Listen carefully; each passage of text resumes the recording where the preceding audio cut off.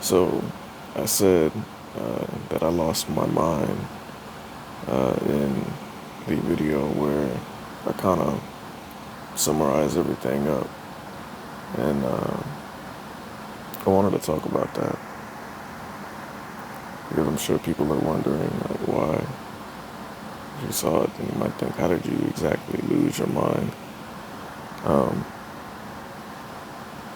and it was a few different reasons. Um, the first one that's easiest to talk about is just that I have chronic anxiety. Uh, I've had it since I was a kid. Uh, I mean, early years, and I think it really just built up over just all the uh, traumatic shit I had going on, and I never really got a break from the feeling anxiety. There was always a source of it, or multiple sources of it, like every day. So it's just like my entire life ended up like that, to have anxiety. And the thing is, I learned how to deal with it, how to, control it more. Um, and I didn't necessarily do that without, you know, it took a lot of effort. It definitely took, I would say it took most of my years, probably till I was like 18, 19, before I really got it down to where I'm not really having panic attacks as much often, um, you know. But the thing that comes with that is that I have to do a lot of maintenance, a lot of mental maintenance. And I mean, that's kind of exactly what it is. You have to be very on top of it all the time to keep it under control. It's not something that I can just kind of like leave in the back of my head and then, it'll be okay. Like, no, I gotta attend to it. That's how I work with it. You know, it's not a situation. It's not a thing that's just gone. But it is. I mean, it's there. So in dealing with these chronic pain issues and all that it's brought me, now it's like the anxiety comes from how people comes from a lot of things, right? But one of the things is like appearances. So before, where maybe things kind of look bad, or maybe they didn't, but either way, like, that was much easier to deal with than now, when there's always something to have anxiety over. There's always something bad. There's always something that doesn't look good, that isn't good. Not just doesn't look good, but just isn't good. And if you want to be looked at as a capable human being, competent in what you're doing, then that's how you gotta look, And I don't mean just like, when I say look, I don't mean just like physical appearance. I mean like everything. Everything about your life, everything that you do, it has to have the appearance that, hey, this guy isn't a bum. This guy isn't just some, cripple who can't do X, Y, Z. Some guy who is way, who isn't in the right mind. That's,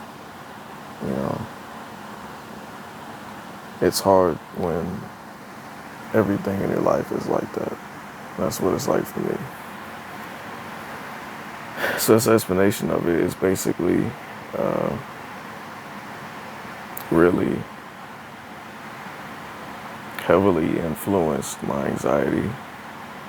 Not only that, though, that's just one of the reasons. The others is that I have depression, and that should be easy. I mean, that's kind of what happens, like tags along with chronic anxiety. I mean, chronic pain, especially as severe as it is. Like, that comes with it because, you're sad that you can't. I shouldn't say you. I'm sad because I can't do anything. I can barely breathe. I can barely talk. When I do talk, it's not even my voice. It's a strained voice that is higher, than it is. Because, anyway, everything in my life is fucked up, you know? Nothing is good. And it's not gonna get better. So all of that gives you depression, especially over time, where it's and worse over time too. That's not good for your mental health. So you know what I'm saying? I do have depression, but it's not like that I don't handle that too.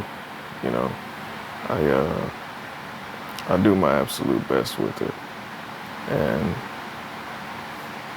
I do pretty good, given what I got to deal with. I'm doing pretty good, but I'm still not. It still affects me. So there's that. And I make it sound like, I don't know, I feel like I'm kind of making it sound like it's minimal, like it's not a big thing. People who they have anxiety and depression, especially when it's severe, they know how deep that these issues root into you, and how much they affect your daily life. So having those two big problems, it doesn't go away. You know what I mean? It's always there. It's like a infestation of the mind, and these issues spread out into everything in your life, every part of who you are, everything that you do. And I'm able to control it, right? 85-90% of it. I always put a percent on things because I try to say exactly a good representation of how much of something I'm talking about. I don't know why the fuck I should have to explain that. Anyway, so that's what because that's what I worked on, in my life. I don't just, anytime there's an issue, I don't just sit and think okay, well, there's nothing I can do, game over. It's not like that at all. It's, what can I fix? Okay, I can continue to fix things about myself. What is in my power to fix, and I do it, I work on it. And I did that before, or also in the beginning stages of having chronic pain. And like I said, I got through it that much. I was able to control it that much. But chronic pain, I was already vulnerable, and now here comes something that is unending, and I'm vulnerable, you know?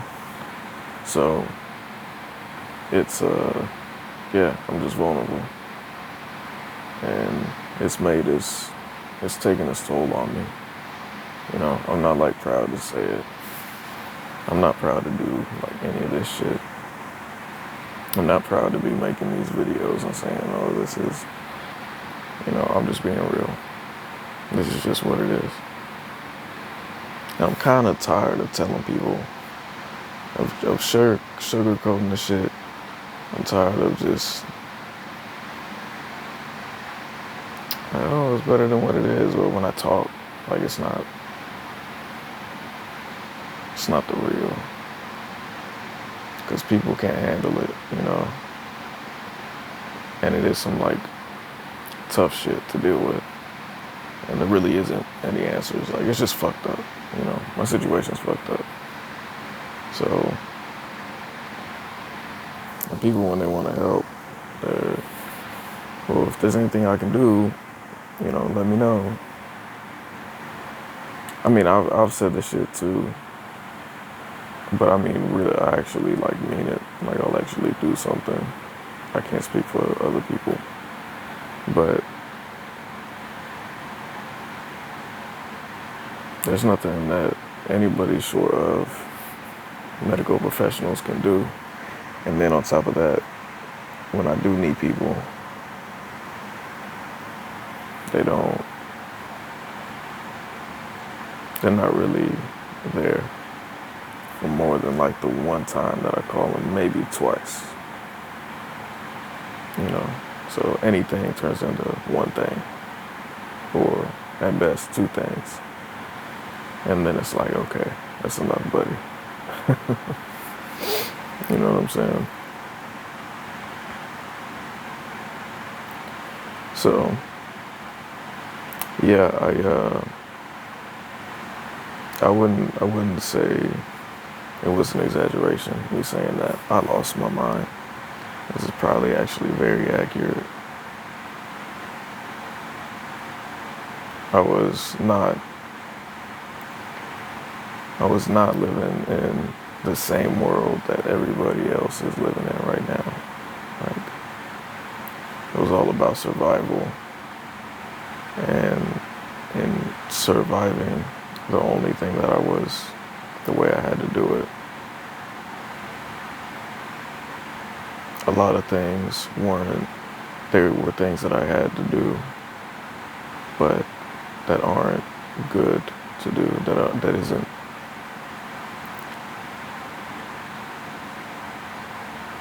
how can I put this? The things that I have to do to survive don't come without a price.